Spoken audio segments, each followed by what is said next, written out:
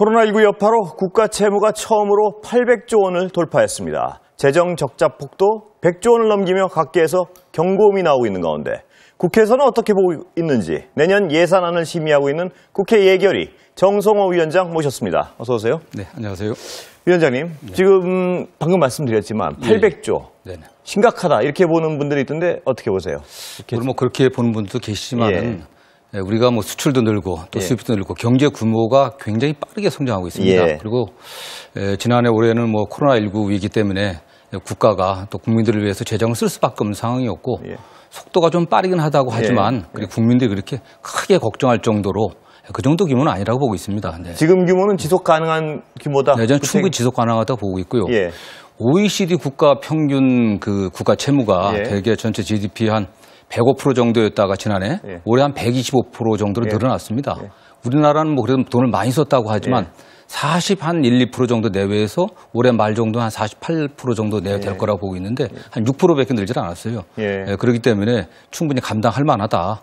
이 위기만 잘 극복하면 오히려 반등의 계기도 만들 수 있다. 또 이렇게 생각하고 있습니다. 그럼 좀 구체적으로 약간 들어가 보면요. 야당에서 내년 뉴딜 사업비, 그린 뉴딜 너무 많다 이렇게 주장하고 있는데 어떻게 보십니까? 지금 코로나19 위기 극복도 중요하지만 민생 대책도 중요하지만 결국 우리가 성장 동력을 만들어야 되지 않겠습니까? 그렇기 때문에 어떤 세계적인 변화 추세에 맞춰갖고 경제 구조를 디지털 시스템으로 좀 바꿔내야 되고 그다음에 지금 미국의 지금 바이든 취임 이후에 또 파리 기후협약에 다시 참여한다고 하지 않습니까? 또 그린 뉴딜들 우리가 친환경적인 또 우리가 탄소 제로 사회로 나가기 위한 그런 예산들 꼭 필요한 예산들입니다. 그런데 실물 경제가 이렇게 가라앉아 있을 때 어느 정도의 부채나 유동성 확보가 중요하다는 거에 대해서는 공감을 하는 분들도요. 이게 안 그래도 부동산 지금 치솟고 있는데 내년에 이거 더 한다는 KDI 보고도 있고요. 부동산으로 다 흘러 들어간다. 이런 우려에 대해서는 어떻게 생각하십니까? 지금 시중에 돈이 좀 많이 풀린 건 사실입니다. 근데 그 돈 풀린 게 부동산으로 바로 들어간다. 물론 뭐 부동산 대출이 굉장히 증가하고 있는데 가장 큰 이유는 금리가 낮아서이겠죠. 그런데 시중에 유동성이 든 거, 돈이 많이 풀린 가장 큰 이유는 한은의 기업 운전자금 대출이 가장 큰 겁니다. 사실. 또 그다음 민생 대책들. 이게 지난 올해 같은 경우는 한 150조 정도가 나갔기 때문에 풀린 거고 부동산 값이 지금 폭등하는 것은 뭐 우리 정부 여당의 부동산 정책이 다 옳았다고 생각하지는 않습니다. 그러나 크게는 이게 수요 공급의 좀 불일치라든가 또 여기 심리적인 요인들 또 여러 가지들이 종합돼서 된 거지 과잉 유동성 때문에 부동산 시장이 뭐 좀 이상 징후를 보이고 있다고는 동의하기는 쉽지는 않습니다. 그런데 국책연구기관인 KDI도 내년에 더 오를 것이다 이러면서 유동성 문제를 지적했단 말입니다. 거기에 대해서는 어떻게 보십니까? 저는 모르겠습니다. 뭐 연구기관의 그 예측이기 때문에 뭐 그럴 가능성도 있겠지만 결국 지금 뭐 부동산 시장의 문제는 정부에서 3기 신도시 지금 뭐 추진하고 있고 그다음에 그 중산층도 사용할 수 있는 그다음에 장기 저리 임대주택들 공급 계획을 좀 밝히고 있기 때문에 적정한 정도의 어떤 수요가 좀 뒷받침되고 또 그다음에 여러 가지 세제 정책들이 좀 뒷받침된다고 하면은 좀 안정되지 않겠나 이렇게 보고 있습니다.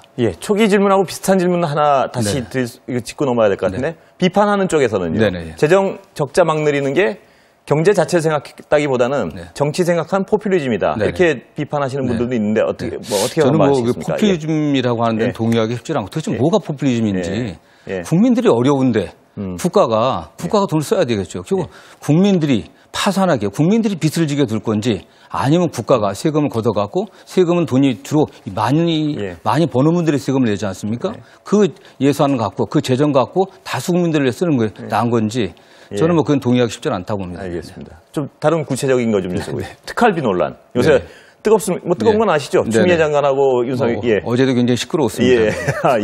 특활비 적정합니까 지금 보시기에? 국회에서 심사하시기에. 국민들에게 이 특활비, 원래 이제 특수활동비라고 하지 않습니까? 이게 국민들에게 인식 심어줬던 게 박근혜 정부 때 국정원이 국가 안보를 위해서 정보 수사를 위해서 쓰라고 한 돈을 갖다가 청와대에 상납하고 그 당시 기재부에도 상납하고 또 그 당시에 박근혜 정부 때 집권 여당의 또 대표가 특활비 받아갖고 생활비에 썼다 이런 말씀하셨습니다. 그래서 그 당시 국민들이 이런 돈이 있구나. 이게 눈먼 돈 아니냐 이렇게 걱정을 해갖고 개혁을 추진해갖고요. 문재인 정부 들어서는 과거보다 특활비의 총량이 한 3분의 1 정도 줄었습니다. 3분의 1 정도가 줄은 거죠? 3분의 1이 된 게 아니고. 3분의 1 정도가 됐습니다. 3분의 1이 됐습니까? 지금 국회 같은 경우는 제가 어제 국회의장님 국회 예산 때문에 뵀는데 과거보다 8분의 1로 줄었다고 얘기를 합니다. 그다음에 저도 지금 예결위원장을 맡고 있지만 과거에는 예결위원장의 특활비가 꽤 됐다고 이야기합니다. 지금 하나도 없습니다. 전혀 없고요. 제로가 됐습니까? 예, 제로가 됐습니다. 그래서 지금 문재인 정부가 어쨌든 특활비를 대대적으로 개혁했고 올해도 많이 또 감축할 예정입니다. 그리고 특활비라고 하는 것이 기본적으로 정보와 수사, 기밀 유지를 필요로 한 거기 때문에 그걸 모든 걸 다 깔 수는 없는 거거든요. 그렇겠죠. 그렇지 않겠습니까? 그런데 다만 그 내부에서 엄격한 준칙들을 만들어 통제하고 또 국회라든가 감사원에서도 적정하게 집행됐는지를 좀 상세하게 볼 계획입니다. 상세하게 보실 계획이란 말씀이시죠.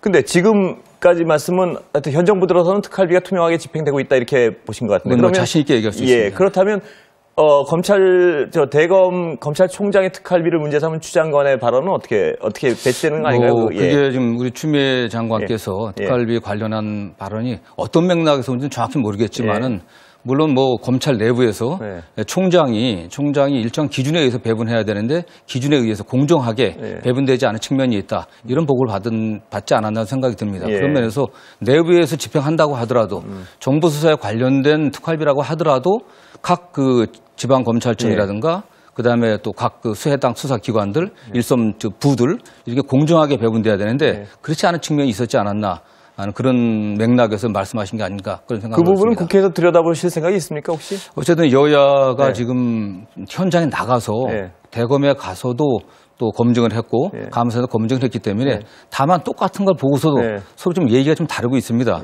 그러나 예결위 과정에서라도 저희들이 좀 볼 수 있는 한 좀 보려고 하고 있습니다. 근데 똑같은 걸 보고 얘기가 다른데 여당이 보시기에는 문제가 있었습니까? 검찰 특활비? 그건 아직 이게 특수활동비라고 하는 게 이게 사실 있는 그대로 얘기하기가 힘든 부분이라 그렇지 않으면 특활비가 아니지 않겠습니까? 앞으로 보시고 난 다음에 다시 모시겠습니다.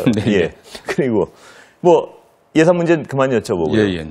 이재명 경기지사 얘기는 위원장이 나오시면 다 묻죠? 그렇습니다. 측근이란 표현이 맞습니까? 그러니까 밖에서는 이재명 지사의 측근이 정성호라고 얘기하는데 저는 정성호의 측근이 이재명이라고 가끔 얘기를 합니다. 근데 오랜 그 인연이 있죠. 친하신 건 맞습니다. 그러니까 측근이 누가 누구의 측근인지는 떠나서요. 고시 동기시죠? 그렇습니다. 자, 당내에서는 지금 2명의 유력 주자로 좁혀져 있는데요. 이낙연 대표랑 이재명 경기지사요. 그렇습니다. 이낙연 대표에 대한 어떤 인물평을 하기엔 그러실 것 같고 상대적으로 이재명 지사의 단점과 강점을 좀 설명해 주시면 뭔가요? 제가 1987년도 3월에 지금 33년 전에 이 지사를 만나갖고 지금까지 쭉 인연 맺어오고 있는데 굉장히 유능합니다, 사실. 어쨌든 변호사로서 굉장히 유능했을 뿐만 아니라 시민운동가로서도 그랬고 경기도정이나 성남시정 추진할 때 보면 굉장히 강한 의지를 갖고 추진한 그 정책 추진 능력이 굉장히 뛰어나고 그 다음에 국민들과 또 시민들과의 소통 능력이 뛰어납니다. 어렵게 이야기하지 않고 그 다음에 법률가이기 때문에 확실한 법적 근거에 의해 갖고 업무를 추진한다. 그렇기 때문에 그 구성원들로부터 확실하게 동의를 받아낸다. 그런 점에서 이 지사의 강점이 있죠. 이게 대표적인 게 경기도 같은 뿐만 아니라 전국에서 계곡에 국유지나 공유지를 갖다 불법 점유해갖고 평상 차려갖고 그거 닭 한 마리에 10만 원, 20만 원 받고 이런 게 많았지 않습니까? 그런데 그걸 다 이번에 철거했습니다. 철거해갖고 국민들이 굉장히 기뻐했는데 그런 걸 증명이 되겠죠. 단점은 뭔가요? 보시기. 역시 일부에서는 오해가 아닌가 생각합니다. 물론 이 지사도 단점이 있겠죠. 그러나 다만 좀 직선적이고 또 정책 추진력이 강하다 보니까 그건 단점이 아니지 않습니까? 좀 급하지 않나 하고 개인적인 또 가족 관계에서 나와서 여러 가지들은 또 오해가 많이 있었고 많이 좀 국민들이 이제 이해하지 않나 생각하고 있습니다. 제가 위원장님께 여쭤보면 단점을 좀 말씀해달라는 얘기인데 결국 말씀하신 건 단점이 아닙니다. 크게 단점이라고 하면 없고요. 다만 좀 이 지사가 겉보기와는 달리 약간 샤이한 측면이 있습니다. 약간 뭐라고 할까 오랫동안 혼자서 공부하고 또 고시 공부하고 굉장히 어려운 생활을 해왔기 때문에 대인관계에서 좀 약간 적극적인 편은 아니라고 저는 느끼고 있거든요. 그러나 대인관계에 좀 소극적이다. 그러면서 샤이하다고 좀 부끄러움을 탄다고나 할까 보기보다는요. 그래서 그런 면도 이제 도정을 추진하면서 많이 달라진 것 같습니다. 이 지사를 좋아하는 분들 중에서도요. 일은 참 잘하는 것 같다. 그런데 저 양반이 대통령이 되면 참 나라 시끄러울 것 같다. 이렇게 얘기하는 분이 적지 않습니다. 네. 거기에 대한 좀 변호랄까요? 예, 응원 좀 해주시죠. 저는 예. 제가 한 30년 넘게 예. 이재명 지사하고 가깝게 지내왔는데 결코 과격한 사람이 아닙니다. 예. 굉장히 합리주의적인 사람입니다. 기본적으로 법치주의자고 예. 또 남들하고 또 상대방들 존중하면서 대화할 줄 알기 때문에 그게 여러 가지 이제 개인적인 사건들 예. 이래서 나타난 그런 것들이 좀 오해가 좀 커진 것 같고요. 예. 기본적으로 법치주의다. 예. 법치주의자고 예. 또 본인이 법률을 공부한 변호사 아니었겠습니까? 그렇기 때문에 굉장히 실사구시적입니다. 예. 정책도 정책 결과를 중요시하고 그런 과정에 있어서는 법적인 절차를 굉장히 존중하고 예. 그렇기 때문에 조금 경기도정 지금 그 어려운 재판을 겪으면서도 경기도정이 굉장히 원만하게 지금 예. 진행되고 있지 않습니까? 예. 또 많은 성과를 냈고 예. 그런 걸 보면은 국민들이 아시리라 저는 생각합니다. 예. 경기도라는 어떤 작은 차원이 아니고 국가라는 차원으로 벌어지면은 법치주의라 그러셨는데 타협을 모르는 성격 때문에 부딪히지 않을까 이런 우려들을 하는 분들에 대해서는 뭐라고? 저는 그렇기 때문에 예. 아까 말씀드린 것처럼 굉장히 실사구시적인 예. 그 실용주의자입니다. 예. 그렇기 때문에 어떤 성과를 내려고 하면은 타협하지 않고 성과를 낼 수가 없거든요. 예. 그렇기 때문에 경기도에서도 제가 알기에는 이 지사가 어떤 정책을 본인이 독단으로 하는 게 아니라 도의 공무원들 또 관계 전문가들의 자문을 거쳐갖고 예. 또 치열한 토론을 거쳐갖고 결론을 내면 받아들입니다. 네. 저하고도 제가 이 지사에게 뭐라고 얘기를 하면 예. 아니 뭐 맞죠. 그건 그렇게 예. 해야죠. 잘 수용을 잘 한 편이기 예. 때문에 걱정 안 하셔도 될 것 같습니다. 이사한테 어떤 직설적인 말씀이나 조언이나 어떤 네. 쓴소리 뭐 이런 거 잘 하십니까? 뭐 자주 하는 편입니다. 아, 예. 그리고 최근에 뭐 하셨어요? 최근에는 늘 좀 차분하게 해라. 예. 그다음에 요새 뭐 페이스북에 글 올릴 때 예. 너무 좀 급하게 올리지 말고 좀 더 생각해보고 하고 예. 그다음에 주변 사람들은 자문을 얻어서 좀 해라. 예. 그랬더니 뭐 얼마 전에 만나니까 예. 저에게 뭐 형님 요새 제가 페이스북도 검열하고서 올립니다 이렇게 말씀하던데 예. 좀 차분하게 하시면 될 것 같습니다. 예. 자주 정책이나 어떤 어떤 방향에 대한 정치적 방향에 대한 대화를 자주 하십니까? 뭐 제가 자주 이제 문자도 보내고 예. 또 전화도 하고 또 가끔 만나서 예. 서로 이렇게 의견도 조율하고 그러고 있습니다. 이제. 정치인으로서요, 이 네. 원장님은 이 지사의 대권 가능성을 어떻게 보십니까? 예. 저는 잘 모르겠습니다. 예. 뭐 대권은 결국 뭐 어느 정도 그 지도자가 해당되는 예. 사람이 또 시대 정신을 구현하고 예. 또 국민들의 어떤 요구사항을 잘 반영할 수 있는지 국민들이 결정한 문제이기 때문에 다만 이 지사가 우리 국민들이 뭘 원하는지 좀 현재 우리 국가가 이 위기 극복을 위해서 어떠한 더 능력과 자질이 필요한지 이런 것들을 많이 생각하고 또 고민하고 있습니다. 네네. 위원장님이 보시긴 측근 이재명의 그 시대 정신은 뭔가요? 예. 역시 이 지사가 뭐 변호사 때부터 일관되게 해온 게 공정과 정의가 예. 좀 그게 이 지사의 가치고 또 지금 굉장히 그 어려운 시기에 양극화가 심화되고 있지 않습니까?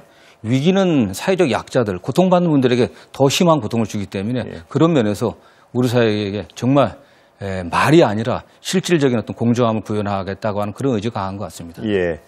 기본소득에 대한 이 지사께서는 기본소득에 대해서 가장 먼저 주창한 분으로 네네네. 뭐 자타가 공인하고 있는데 그게 이 지사의 정책 머릿속에 만약 대권을 가지게 된다면 네네. 어느 정도 시한에 달성될 걸로 보시는 건가요? 이 기본소득을 예. 이게 이제 복지 정책으로 볼 것이냐, 예. 아니면 이제 경제 정책으로 볼 것이냐 그런 차이가 있지만 현재 복지 정책으로서 전 국민 기본소득을 시행하기에는 뭐 재정상 도저히 불가능하죠. 예. 사실은. 그렇기 예. 때문에 지난번 1차 재난지원금이나 2차 재난지원금에서 본 것처럼 1차 재난지원금 10만 원 전 국민에게 지급했을 때 굉장히 소비 진작 효과가 있었습니다. 예. 그때 경제가 잠깐 반등했거든요. 예. 그런 의미에서 현재 이 지사의 어쨌든 기본소득 문제는 약간 그 경제정책적인 측면에 접근한 바가 있고 예. 그러나 길게 봐갖고 이건 당장이 아니라 사회적 합의를 거쳐갖고 상당한 정도의 어쨌든 증세가 뒷받침돼야 되기 때문에 예. 우리 사회적 합의를 만들어야 됩니다. 예. 더군다나 그거는 뭐 또 4차 산업혁명이 본격적으로 도래해갖고 국민들 일자리가 없어지고 예. 그러면 당연히 소득도 없어지고 그 과정에서 낙오되는 분들이 있거든요. 이분들의 생존을 책임지려고 하면 국가가 그 소득을 보존해 줘야 됩니다. 예. 그런 의미에서 어쨌든 사회적 어떤 합의를 만들어가는 과정들이 좀 필요하다고 보고 있습니다. 마지막 질문 드리겠습니다. 시간은 다 돼가지고요. 아까 재정적자 여쭤본다는 게 제가 깜빡했었는데 네네. 자 이렇게 어쩔 수 없이 돈을 풀어야 되는 상황이면 증세 솔직하게 해야 된다. 네. 어떻게 보세요? 저는 지금은 지금 당장 증세를 논하기보다는 지금 어쨌든 기업도 어려운 상황이기 때문에 기업도 성장 동력을 만들어내고 일자리를 만들어야 되지 않겠습니까?